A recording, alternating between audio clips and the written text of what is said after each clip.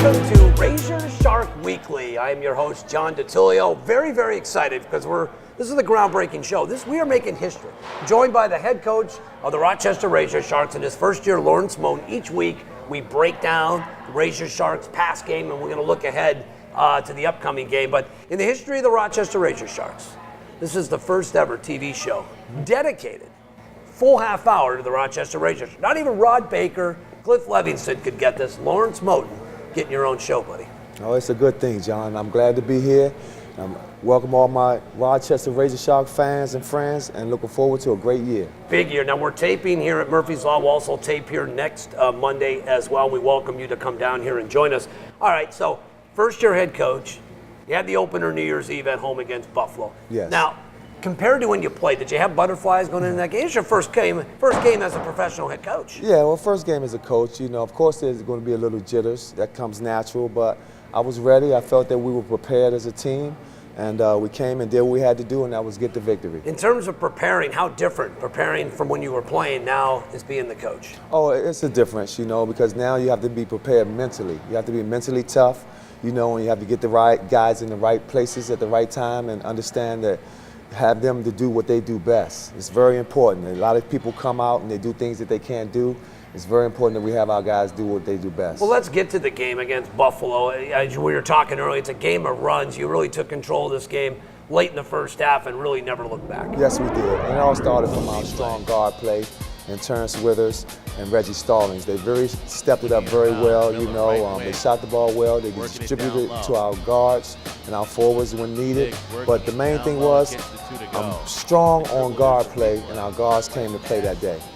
In terms of the message, in terms of what you've been preaching the last month or so since you took over, and them, I guess, following through on that message, what would you say in terms of were you pleased in your first game and the players buying into what you've been selling the last month or so? Yeah, for the most part, I was fairly pleased. You have to understand that for the first time, this was our guys playing together, under a whistle. We didn't have an exhibition game, which was big, So the first time under the whistle, those guys came to play, very strong defensively, at times.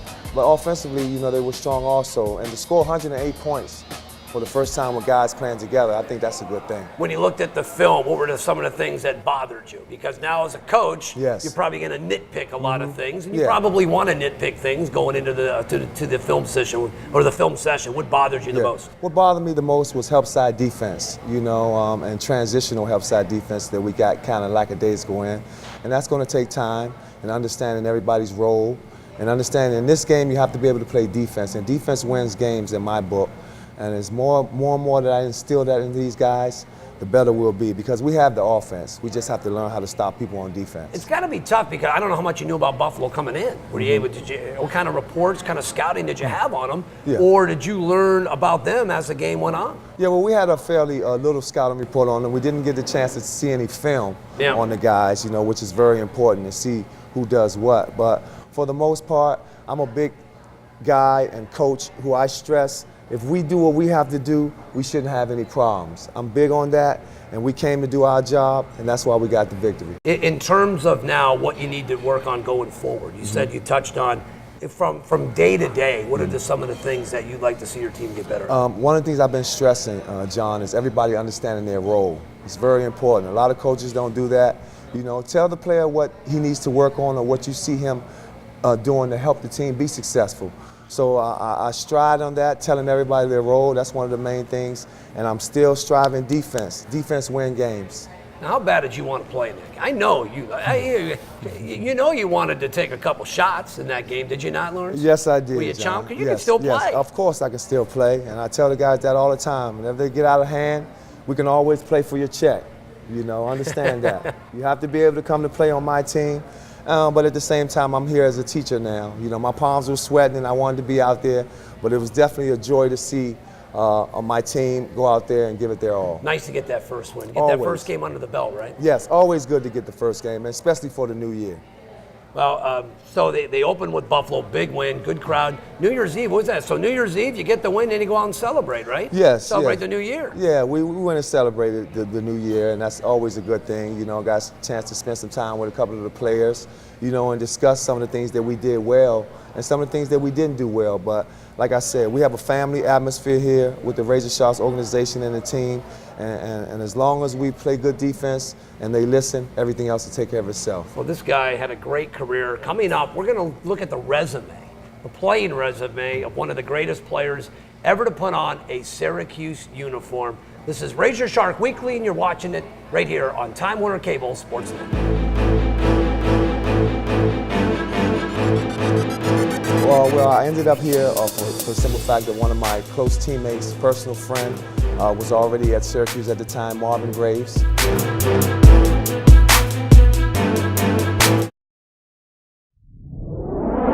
Welcome back to Razorsharks Weekly. I am John Ditullio, and joined by the first-year head coach of the Rochester Razorsharks, not only the all-time leading scorer at Syracuse, but the all-time leading scorer in the Big East.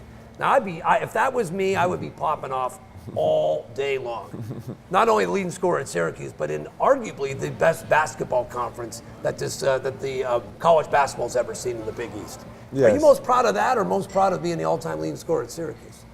Wow, that might have been the toughest question I've I asked ever had tough to questions, answer. Lauren. Let me tell you something. This That is a might tough have been show. the toughest question I ever had to answer, John. Chris Mullen, we were Terry DeHare, all the great players who have come through the Big East. You're number one. Yeah, and I take that as a blessing, you know, and an honor to my teammates for getting me in the right positions to make shots for those guys, and understanding that what you put in is what you're going to get out of this game. So it's very important for all you youth to understand, if you work hard, good things will happen for you. Well, you worked hard at Archbishop Carroll, great high school program in D.C. So how do you end up from D.C. to Central New York? Let's face it. Yes. I mean, Jim Boeheim is a legend, but the weather's not good. How'd you end up at Syracuse? Well, I ended up here for the simple fact that one of my close teammates, personal friend, was already at Syracuse at the time, Marvin Graves, the quarterback of the football team, who played very well here for 4 years. And he just constantly talked to me and said, you know, if you come here, there'll be good things for you.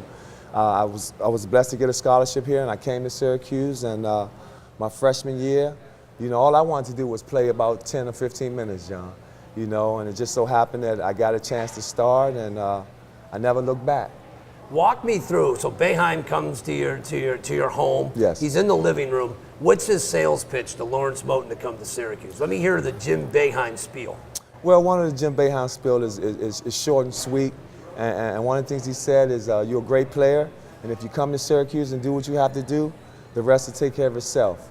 And I was blessed to come here and play well, and play well for 4 years. Being the all-time leading scorer is definitely an honor.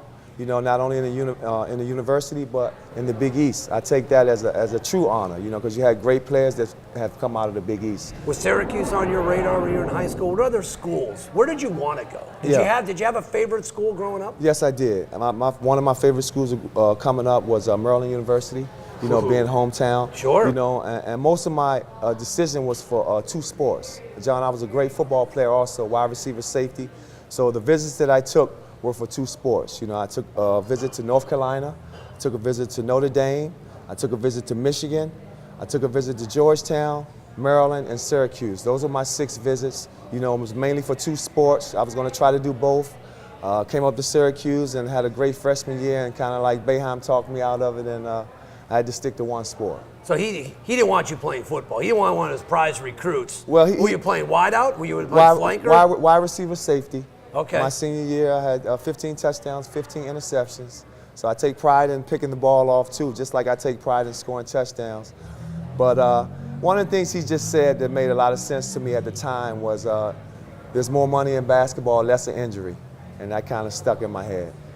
We're talking with, this is Lawrence Moten here on Razorsharks Weekly. So you come to Syracuse, you have a great career. What are some of the great moments that you can recall in your 4 years there with the Orange? One of the greatest moments of all time for me was definitely my first start. You know, when I got the chance to start ACC Big East Challenge against Florida State down in Atlanta at the Omni.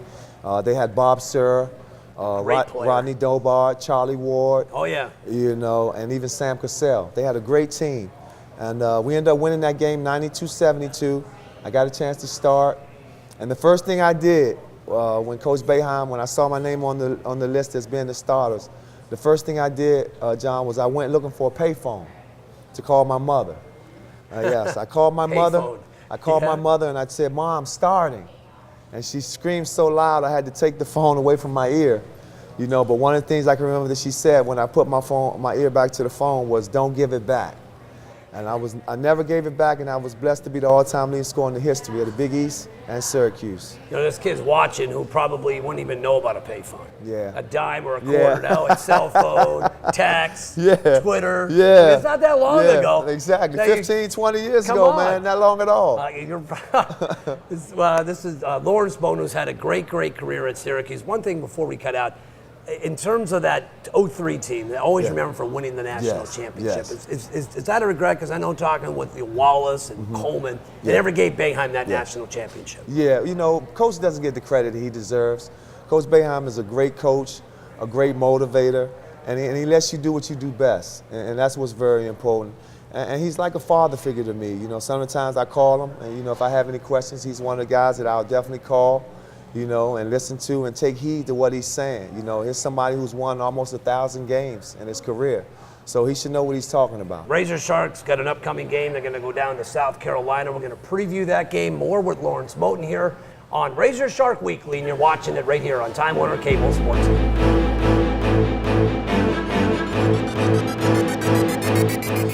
I'm Bill Pucko. Coming up next on Rochester Razorsharks Weekly, the Shark Tournament.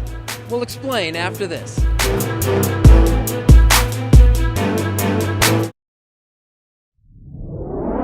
Welcome back to Rochester Razorsharks Weekly. I'm Bill Pucko. We are, for the next few weeks, going to hold a shark tournament. You know the game of shark better as horse. Here are the rules. This is a one-on-one competition. You call your shot. You spell out the word shark once you've missed your shot. The winner, the one who doesn't spell out the word shark, advances. We have seeded 8 Rochester Razorsharks, and we're going to play them off. Our first match involves the number 2 seed, Reggie Stallings, against the 7, A.J. Rutledge. Hello, Shark fans. My name is Reggie Stallings. I'm from Flint, Michigan, and I am number 20 for the Rochester Razorsharks. Hi, Razorsharks fans. My name is A.J. Rutledge. I'm from hometown Rochester, New York, number 22. Come see us play. Lights on, time to perform. What we got? Right hand floater over the backboard. I just hope I don't airball. Move. Stuff happens. Pass the rock. Tricks are going on early. Throw it up. Dunk it backwards.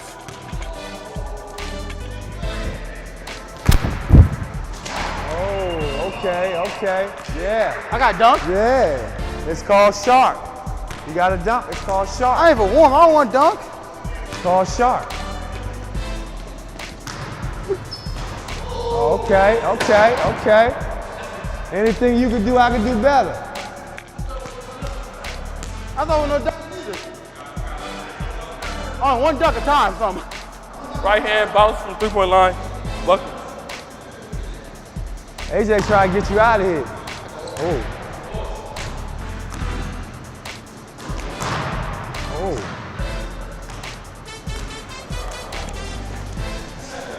Can we hit a basic shot? Can we hit a basic mid-range jumper?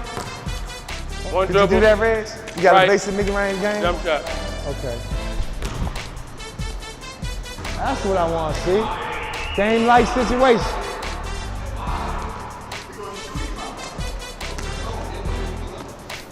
Uh-oh. Got 8. Uh-oh. Don't get me started.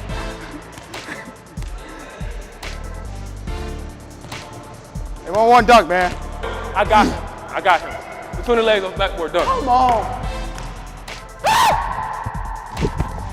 Oh, yeah. The Hey, sleeper. I don't play horse.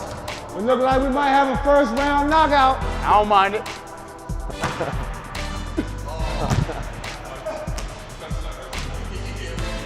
I can't do it. I can't play. You You don't got want one another dunk per round, man. chance? You don't want another chance?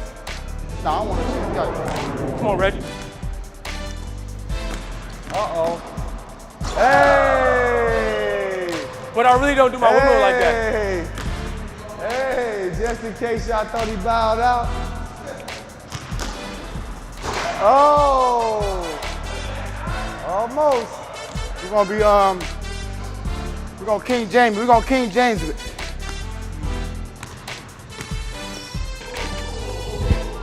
Oh, almost. Backboard tap, dunk. Hey. Okay, AJ. Okay, AJ. Okay.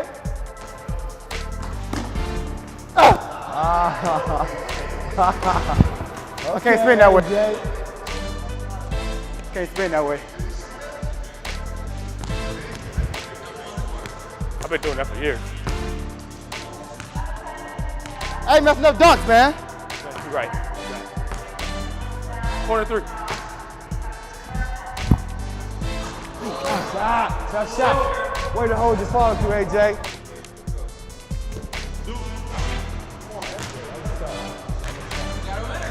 Is it one more? Is that it? I'm out. What up, Rochester? I mean, I do what I do. You know, I mean, it's my teammates, all love. But yeah, next round. So A.J. Rutledge advances into the semifinal round. He will take on the winner of the Louis McCroskey-Dane Miller match, which we'll see next week.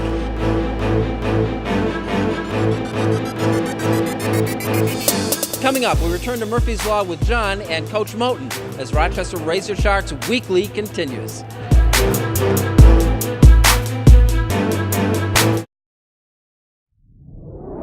All right, welcome back to Razorshark Weekly, joined by the head coach, first-year head coach, Lawrence Moten of the Rochester Razorsharks. Tomorrow, you get out of this mess up here, meaning the weather, and go down to balmy South Carolina for your second game of the season. Yes. Talk about expectations there. How much do you know about South Carolina and their club? Well, I do know that they're a big team. They have 2 7-footers. Okay. You know, and they're big like us in size. A couple of 6'8" guys. I know they have a solid team. But one of the things I do know is if we come and do what we have to do, as far as playing good defense and offensively running our sets, we should be fine. And what type of style? People are going to come down to the Blue Cross Arena in a while. What can they expect to see from a Lawrence Moten coach team? What type of style? They can expect an up-tempo type of style, fast-paced, a lot of get it and go, you know, double high screens, pick and roll, penetration, kick type of thing, you know, where I stress, where we just fast-paced. I'm a fast-paced type of guy. We want to score a lot of points because I do know this. If we outscore our opponent and we score 100 points, we should win every game. People love scoring. People love the three ball. Yes. And people love the up and down style. Yes. Now, in terms of players to watch, we know we have Dane Miller, a local kid. What other players? Yes. And talk about Dane and some of the other Yes. players that fans can, at least when they come to the arena, can watch. For sure. We have a great group of guys that are working well together, which is important, John. You know, but I feel that Reggie Stallings is a good guy, a very good two-guard, very good slasher, good distributor, and he has a good knack to the game. Another guy who's really been impressing me is Terrence Withers. I call him TW. He's my point guard. You know, he's a good leader. You know, he finds people at the right times, and he knows the game, which is very important. You know, you have a inside presence like a guy named Rob Diggs and Dele Okoka, my 2 inside presence guys who can not only score inside, but have the outside ability to knock down the shot too. You know, Aaron Williams is another guy who's 6'7", 6'8", 235 type of bruiser type of style, you know, who's gonna do all the dirty work. You know, we have great shooters, Mookie Jones, Dwayne Glenn, you know, we have some great shooters. And so I'm looking forward to this team, you know, and the thing I like about this team, I can put any guy in and I won't feel like we'll be out of place, which is very important. Aaron Williams, one of the only returning player. Yes. You've got Mookie Jones, a former Syracuse player. Yes. How deep will you go, do you think? Honestly, How deep's the bench? Honestly, my 15 guys that I have on the bench, you know, we can only play 12 due to the sanctions. Yep. But the 12 that I'll play, I'm 12 deep. I'm honestly 12 deep. I'm not just saying that. I feel like I could put any guy in there and they'll fill up the role and do what they have to do. Well, I think that's got to help keep everybody in the game, number one, mentally. Yes. And just getting minutes, I think, is important for a lot of these guys. It's very important, John. And what also is important that you need to understand is that we're a fast, up-tempo type of style of team. So we're going to be doing a lot of pressing and a lot of trapping. So I'm going to have to be able to ship guys in and out.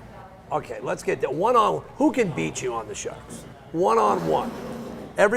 How many guys can you beat one-on-one on that team? Oh, my goodness. You know you want to say it. Yeah, man. Of the 15 guys, we're playing game to 7. John. You're Lawrence Moten, man. You Of played course. against Michael Jordan. Exactly. Played for Vancouver. Exactly. You heard what he just said.